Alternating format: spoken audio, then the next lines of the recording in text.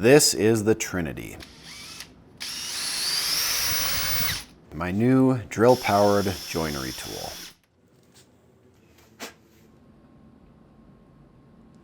I launched this last week and the launch was just dizzyingly successful. Well, thank you so much for a great response and for your interest in this. I know I have so many questions to answer, so I'm going to get started.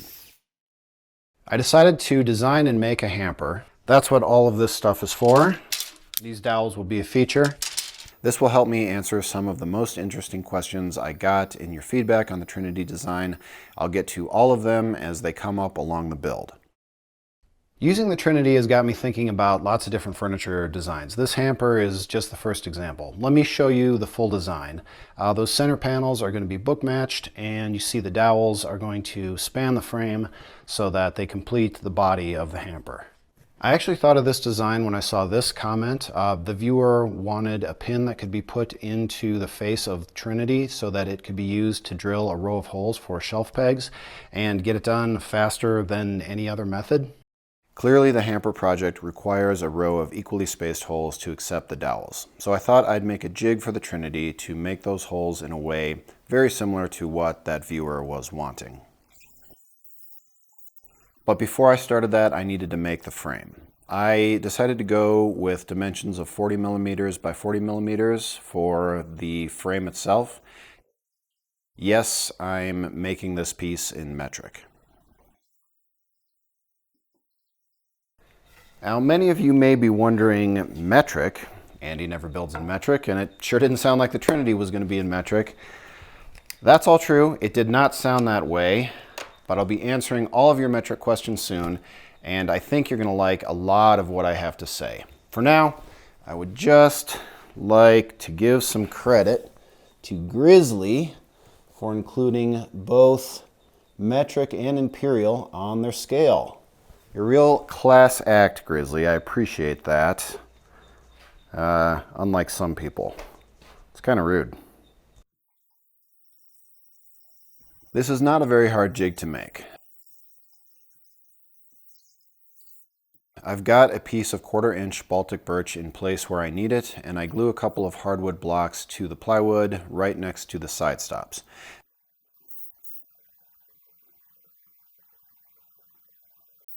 I cut the unneeded material off of those blocks with the bandsaw, and then I can use the knobs that came with the Trinity to attach the partially built jig. I plunged through it with 1/4 inch bits accidentally because I forgot that I needed 3/8 inch bits for this project, so I switched to those, drill again, and neglect filming it. Sorry, but I think you get the idea. Next, I use a piece of scrap wood that I drilled with the Trinity and 2 reference dowels to locate the hole for the pin at the correct spacing.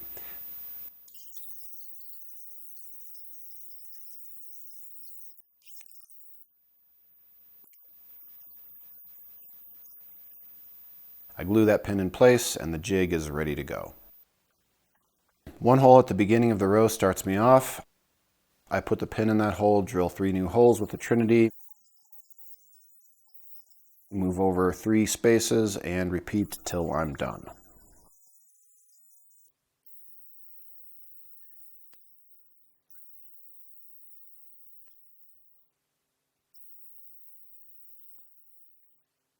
So will there be a place to put a reference pin in the face of the Trinity? The short answer is no. Putting a spot to install that pin on the face of the Trinity isn't super easy. The real estate is pretty sparse where it would go, and it's just not a common enough use case to enlarge and complicate the tool. But could I sell a jig for people who don't want to build one and just want to buy one? I think maybe. This was pretty useful, and down the line I could see developing and selling this as an optional accessory for the Trinity. So, thank you Medullary Rays for your comment and sparking the thought that led me to make this video. I appreciate that. Any other ideas are definitely welcome, so let me know. I'll continue this hamper build in my next video, and in that video I'm going to fully discuss the topic of metric. It's not a real simple answer, but tons of you are curious about metric, and I think the plan that I have you're going to like. So I'm looking forward to showing it to you. I'm going to get back to it. So see you next time.